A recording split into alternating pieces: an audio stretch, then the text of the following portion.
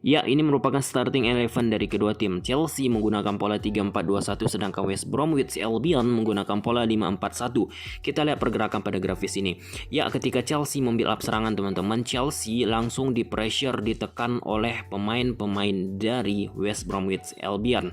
Nah, yang menariknya pada pertandingan kali ini, ketika WBA melakukan pressure kepada pemain-pemain Chelsea yang menguasai bola, pemain-pemain Chelsea tidak bisa keluar dari tekanan tersebut. Jorginho yang menguasai bola teman-teman, ketika build up serangan langsung ditekan oleh pemain WBA nomor 30 Niels, sehingga membuat Jorginho akan mencoba memberikan umpan ke Zouma, tetapi Ferreira orientasi tubuhnya sudah siap untuk memotong umpan yang coba akan diberikan Jorginho kepada Zouma. Kita saksikan teman-teman, Jorginho ke Zouma berhasil diputus oleh Ferreira.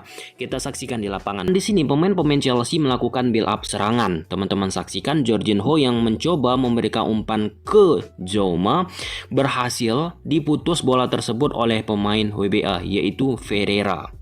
Nah, di sini pemain Chelsea, Jorginho tidak memiliki opsi ke posisi Kovacic karena berhasil dieliminasi, diputus teman-teman. Selain itu, pemain-pemain Chelsea dari sisi organisasi ketika build up serangan sering beberapa momen kekurangan pemain dalam build up play. Kita saksikan pola tersebut berhasil diputus oleh pemain WBA.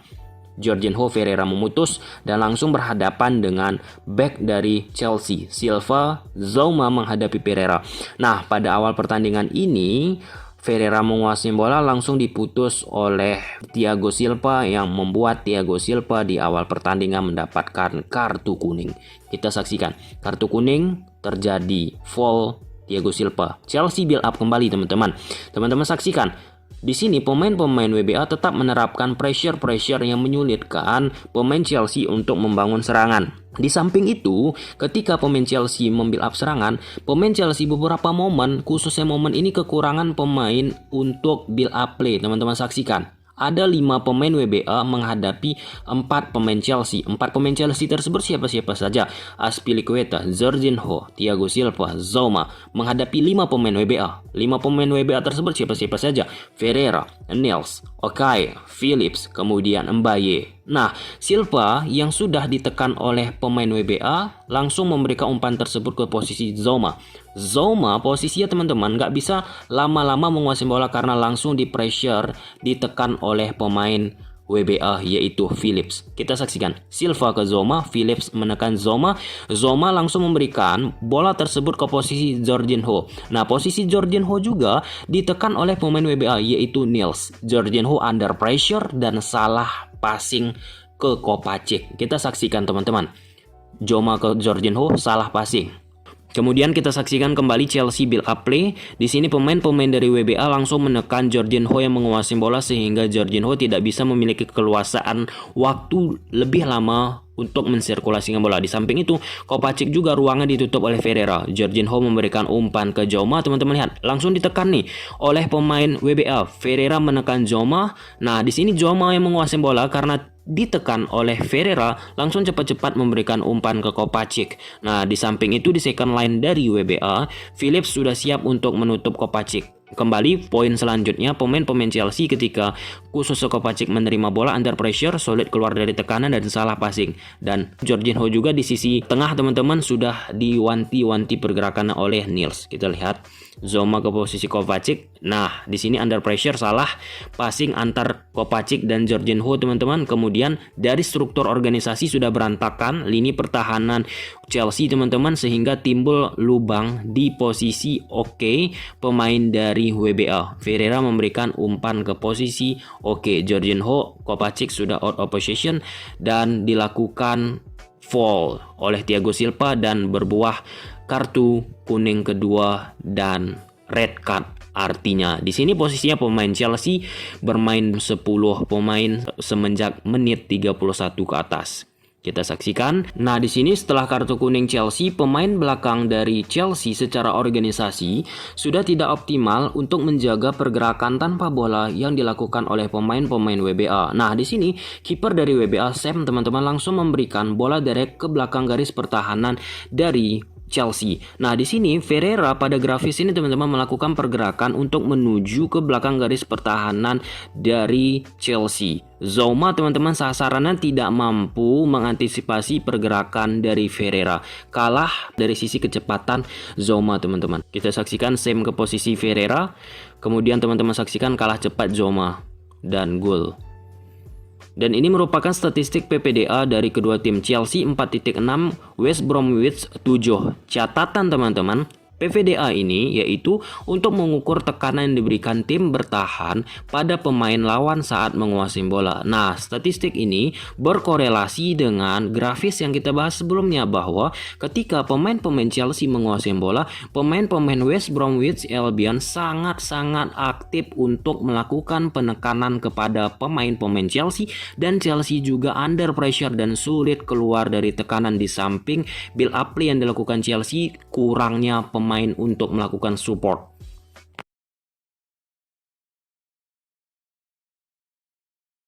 Setelah pemain Chelsea, Thiago Silva mendapatkan kartu merah dan WBA juga mampu menyamakan kedudukan, kembali pemain Chelsea tidak mampu keluar dari tekanan. Itu poin pertama guys di grafis ini, deja vu, terulang kembali. Yang kedua, ketika pemain Chelsea build up play teman-teman, pemain Chelsea selalu dalam keadaan kekurangan pemain. Nah, pada grafis ini teman-teman saksikan ada 3 pemain Chelsea di belakangnya, itu Azpilicueta, Chris, Jorginho yang siap membantu build up yang dilakukan Mendy, tetapi kekurangan pemain yaitu Robinson sudah siap menutup pergerakan Azpilicueta, Niels, Jorginho, Ferreira, Chris, kemudian Mbaye. 4 lawan 3 pemain WBA menghadapi Chelsea teman-teman, dan bola tersebut berhasil diamankan oleh pemain WBA. Kita saksikan build up play, Azpilicueta menguasai bola. Di sini dalam keadaan pressure terus-menerus dilakukan oleh pemain WBA. Jorginho tanpa bisa lama-lama mengontrol bola, harus cepat memberikan umpan ke posisi James. Kita saksikan berhasil diputus oleh pemain WBA. Ya, putus bola tersebut. Di sini kembali bola tersebut dikuasai oleh WBA. Mbaye menguasai bola teman-teman sebagai striker tembok, memberikan umpan ke Pereira. Secara organisasi teman-teman lihat, secara organisasi bentuk struktur pertahanan sudah tidak optimal dari pemain-pemain Chelsea. Mbaye ke posisi Ferreira, Pereira membawa bola teman-teman. Ya, di sini kembali pemain Chelsea kalah duel menghadapi Phillips. Alonso Phillips sebagai tembok, dan Ferreira berhasil kembali mengambil dan menguasai bola tersebut. Kita lihat dan berbuah gol. Ya, organisasi. Dan ini merupakan statistik high pressing. Chelsea 4 kali melakukan high pressing, West Bromwich 16 kali. Teman-teman saksikan dari high pressing untuk niat merebut bola tinggi sekali West Bromwich pada pertandingan kali ini. Ya, pada grafis ini kembali organisasi dan struktur bentuk pertahanan dari Chelsea sudah tidak optimal. Nah, harus hati-hati bahasa teman-teman, bukan berarti jelek, bukan berarti hancur, bukan berarti bobrok, ambruk dan sebagainya. Harus bahasa halus. Tidak begitu optimal. Di sini teman-teman dari posisi kanan WBA coba menembus lini pertahanan dari Chelsea. 3 lawan 3 teman-teman keadaannya. Alonso, Jorginho, Kovacic menghadapi Furlong, Ferreira, kemudian Phillips. Di sini berhasil ditembus oleh pemain WBA melalui pergerakan tanpa bola yang aktif. Furlong melakukan pergerakan tanpa bola, kemudian Phillips yang menguasai bola bakal memberikan umpan ke Pereira. Pereira mengembalikan bola tersebut ke posisi Furlong yang sudah melakukan overlap. Nah, di sini Jorginho tidak berhasil memutus serangan dilakukan oleh pemain WBA. Kita saksikan Phillips ke Ferreira, Ferreira ke Furlong, kemudian Furlong melakukan overlapping teman-teman, langsung melakukan umpan cutback ke posisi Robinson. Lini tengah dari Chelsea teman-teman, Jorginho, Kovacic sudah out of position, yang dimana seharusnya disitulah letak pemain seperti Jorginho ataupun Kovacic untuk men-screening jantung pertahanan dari Chelsea. Kembali, struktur reorganisasi pertahanan dari Chelsea tidak optimal. Kita saksikan teman-teman. Furlong ke posisi Robinson dan tanpa ada penjagaan. Waduh, luar biasa gol. Dan kembali teman-teman dari serangan cepat, counter attack teman-teman. Di sini kembali kekurangan pemain Chelsea. Kovacic, Jorginho menghadapi 3 pemain dari WBA, Mbaye, Ferreira, dan Robinson. Nah, di sini dalam keadaan counter attack, posisi dari jantung pertahanan Chelsea secara organisasi kembali ya, teman-teman, telat untuk melakukan transisi. Sehingga bentuk struktur organisasi Chelsea tidak begitu optimal kembali. Nah, di sini Robinson yang menguasai bola memberikan umpan ke Ferreira. Kita saksikan Ferreira kembalikan ke Robinson, kemudian ada support dari posisi Townsend teman-teman. Kemudian Robinson mengembalikan bola tersebut ke posisi Townsend. Mount mencoba melakukan cover tetapi tidak optimal melakukan interception, clearance ataupun blocking. Teman-teman saksikan di grafis ini menandakan struktur organisasi sudah amburadul pemain Chelsea. Sudah tidak rapi.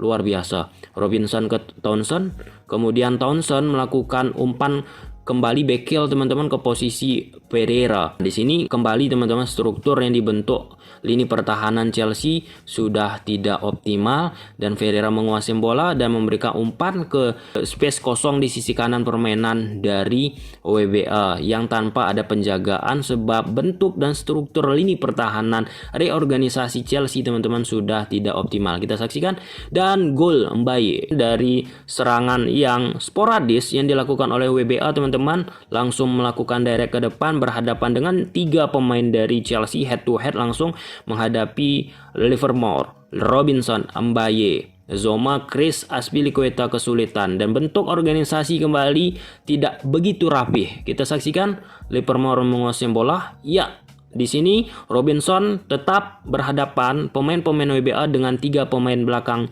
Chelsea. Support dari lini kedua sangat-sangat lamban. Robinson memberikan umpan ke Mbaye. Ya, 1-2 sentuhan. Dan Ferreira kembali sang motor serangan memberikan umpan ke Robinson melakukan pergerakan tanpa bola dan berbuah gol.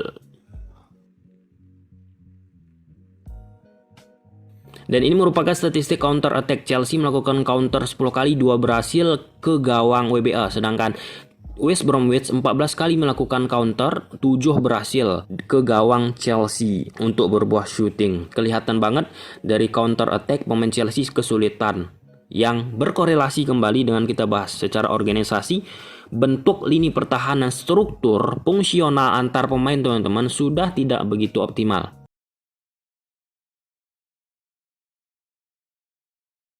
Dan ini gol dari Chelsea teman-teman dari free kick dari posisi Alonso yang akan melakukan shooting. Bola tersebut gagal sempurna ditepis oleh Sam kiper WBA dan kemudian disambut rebound tersebut oleh Pulisic. Kita saksikan.